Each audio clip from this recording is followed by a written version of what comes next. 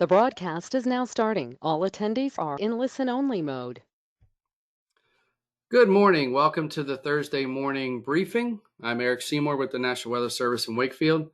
I wanted to start off this morning looking at kind of current conditions across the area. We can see generally pretty warm conditions. Generally speaking, we're in the 60s to the low 70s across most of the area this morning. Do have a bit of light rain that's developed ahead of a cold front, so you can see that on the radar imagery.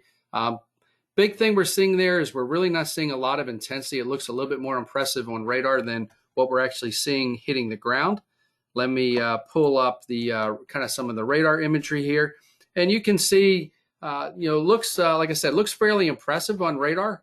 But generally, we're really seeing some, not seeing a lot of reduction in visibility, still seeing kind of 5 to 6 mile type visibilities and light rain as it's moving through.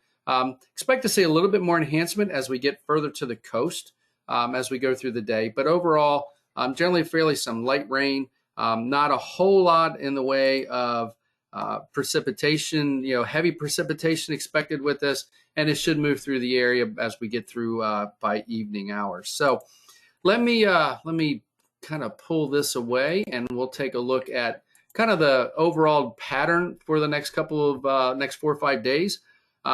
So what we're looking at here, this is where we expect the kind of the weather systems to be as we get to about 7 o'clock tonight. So the cold front that's kind of responsible for the rain is just about off the coast at that point in time. Still have a little bit of lingering shower activity there, but that's going to be pulling away from the area. And by the time we get to tomorrow morning, it's well off the coast. And then our attention turns to this next area of low pressure that's developing up across the upper Midwest as it moves toward the area on Saturday. Notice it's made its way quickly through the Great Lakes. Cold front is starting to approach the area, coming across the Ohio Valley. Notice it's kind of a double frontal type structure. The really cold air is behind that second front, a little bit more of an Arctic type of a front, and that's going to be crashing through the area on Saturday. Overall, I'm not expecting much in the way of rain with it. It's going to be more of a dry front coming in, and really we're just going to see a change in the temperatures, and it's going to be fairly dramatic as we get into Sunday. Fronts off the coast, that Arctic high pressure area is building in, and it's going to control the weather for several days. So we get out to Monday, it's kind of directly over the area. That's probably going to be the coldest night. Sunday night into Monday will be the coldest night. And then we do start to moderate on Tuesday as the high starts to pull off. The flow begins to turn a little bit more southerly. As we get out into Wednesday, notice that big system that was in the Central Plains on Tuesday heading toward the Great Lakes on Wednesday. And again, should be a system that could produce some pretty good rainfall for us as we get out there. But a lot of things to happen between now and then to get there. So we'll kind of see how the details play out on that system as we go through time.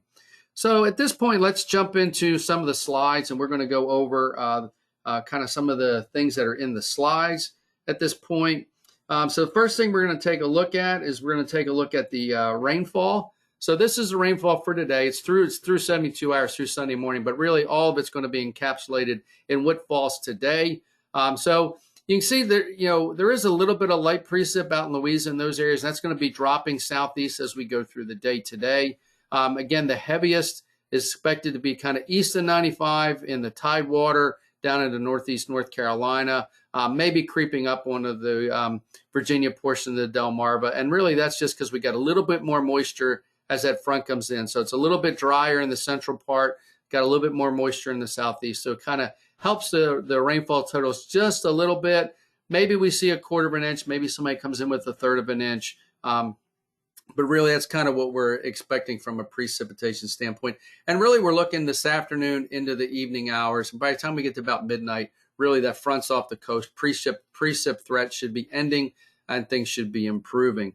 So the rainfall map you see on the left here, Thursday through Saturday, that's really what's falling today. Notice when we look at the Sunday through Tuesday, this map looks a lot more impressive, a lot more rainfall, and most of that, if not all of that, is what's going to be falling Tuesday into Wednesday. So it's in with that next system as it's coming in. So that's kind of the time frame that we're looking at there, getting out into Tuesday into Wednesday. All right, so when we look at the regional forecast really kind of gives you what you're looking at here. You're seeing the temperatures getting up into the 70s today. We cool off a little bit tomorrow, warm back up on Saturday, again, well above normal. But then notice the big drop Saturday into Sunday. Temperatures drop anywhere from 25 to almost some cases, 20, 25 degrees across the area. So we're going to see a significant drop in temperatures as we get into Sunday, much colder. Then we begin to moderate Monday, Tuesday, and Wednesday. And by Wednesday, we're back up well above normal. Normal this time of the year is generally in the 50s across the area. Lower 50s as you're up more like on the Maryland Eastern Shore, up in the Northern Neck. And as you get drop further south, Norfolk, Elizabeth City, Northeast North Carolina, we're more in the upper 50s. So that's kind of your average. So this kind of gives you an idea of the roller coaster we're going to ride temperature-wise over the next 7 days, with some well above normal readings and some well below normal readings as well. And chances of rain, again, you're looking today and then next week. So not much in the 5 days in between. Should be fairly dry those 5 days in between. Drought monitor, we are seeing some improvements across much of Virginia and even in portions of North Carolina and Maryland. So if you look back 3 months ago, the D2 to D4 category, you can see we were 20%, area-wise seeing D2, seeing into that severe drought. That's all gone now. So we're seeing definitely some improvement. And even over the last week, we've seen a 10% improvement across the area of places that were in D0 that now have no definition at all from being in drought. So gradually we're seeing improvement across each of the categories, which is a good thing. We've got a couple more weeks to see some of that rainfall be able to recharge the groundwater and things like that, which is important when we get into the summertime periods, because when we go through periods where we're only getting thunderstorms for rainfall, a lot of that's more hit and miss. And so if we're going to be able to make sure we sustain the water levels in the rivers and things like that, we need that groundwater recharge right now. So this is still a period of time where we can still get that. So hopefully that will, we'll get a little bit more rain here over the next couple of weeks to kind of help some of that recharge, and hopefully continue to see these drought areas shrink and get smaller, and hopefully be able to go away. All right, so big factor or big issue that we could see over the next 7 days is the potential for some fire danger. And this really is on Saturday. We're looking for, we're expecting right now relative humidities to drop below 30% during the day on Saturday. We were looking at the temperatures being in the mid to upper 60s, but we've got some fairly dry air in place. And then as the flow turns northwest behind that frontal boundary, you're going to see drier air coming in, and then at the same time, you're going to see the northwest winds picking up 25 to 30 miles an hour.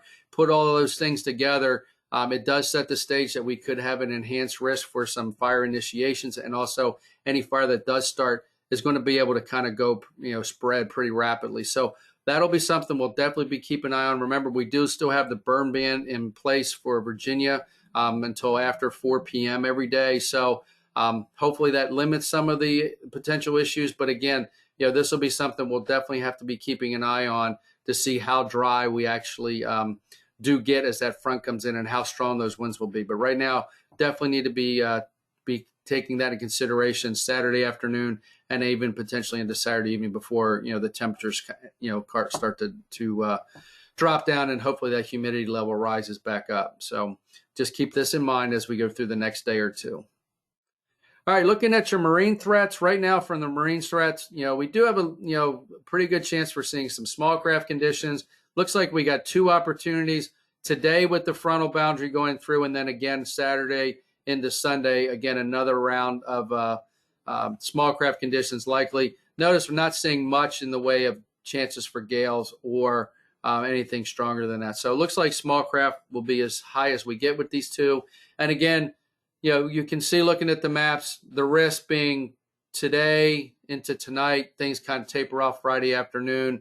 And as we get into Saturday and Sunday, things start to pick up Saturday afternoon, Saturday evening, and then into the day on Sunday before things start to taper off on Sunday as the high builds overhead. And then by the time we get into Monday night, things are much improved at that point in time.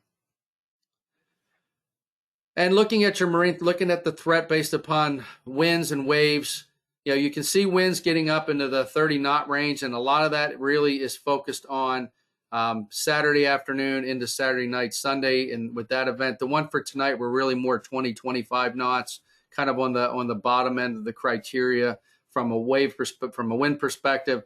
And then waves looking at, anywhere, 4 feet on the bay, 5, 7 feet out in the coastal waters. And that's for both events. So just kind of keep that in mind as far as the kind of what we're looking at from the waves.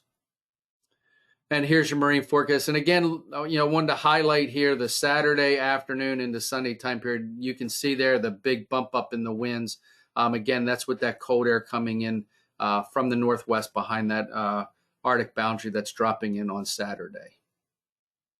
Looking ahead to next week, above normal temperatures look like likely, better chance of above normal in the 6 to 10 day. So March 4th through the 8th. So we're looking at, generally speaking, Tuesday out through next Saturday. Above normal temperatures, a lot of that is what we're seeing Tuesday, Wednesday out ahead of that frontal boundary. You're looking at probably 10 to 15 degrees above normal those 2 days is going to really help drive this above normal outlook. And then precip-wise, again, that one storm driving that out, the outlook for above normal temperatures, really seeing that Tuesday night into Wednesday time frame for the best chances of rain there. But again, you look at your normals, generally speaking, we're in the 50s across the area. So anytime we start pushing up in the mid 60s to around 70, we're getting 5-10 degrees above normal. And so, but that's typical this time of the year. That's why these are averages, because we do kind of see that roller coaster ride a lot with the temperatures with, being above normal, below normal. But when we average it out, generally speaking, this is kind of where we usually end up is in the 50s for this time of year. All right, so looking at your highlights, one thing I did want to mention here, we do have severe weather preparedness week in North Carolina. Next starts on Sunday, March 3rd, continues throughout the week till Saturday the 9th. The tornado drill, for anybody in North Carolina who's practicing the tornado drill will be message will be sent out at 9:30 a.m. So if you have your weather radio on, turn it on maybe around 9:25, so you'll hear the tones come across as we issue the required monthly test for the North Carolina stations on weather radio. And then that way you can go ahead and prepare your drill. Those folks that are in Virginia's week is the following week. March 10th through the 14th is the Severe Weather Awareness Week for North Carolina. And at that point in time, we will go ahead and do the tornado drill on Tuesday, March 11th at 9:45. Again, we'll be issuing the required monthly test. So folks will want to have their weather radio turned on probably around 9:40, just a couple minutes advance so that when we issue the tones, you'll hear it. It's not going to automatically activate your radio. That's why I'm telling you to go ahead and turn it on in advance. So hope everybody has a great weekend, and we will talk to you again on Monday.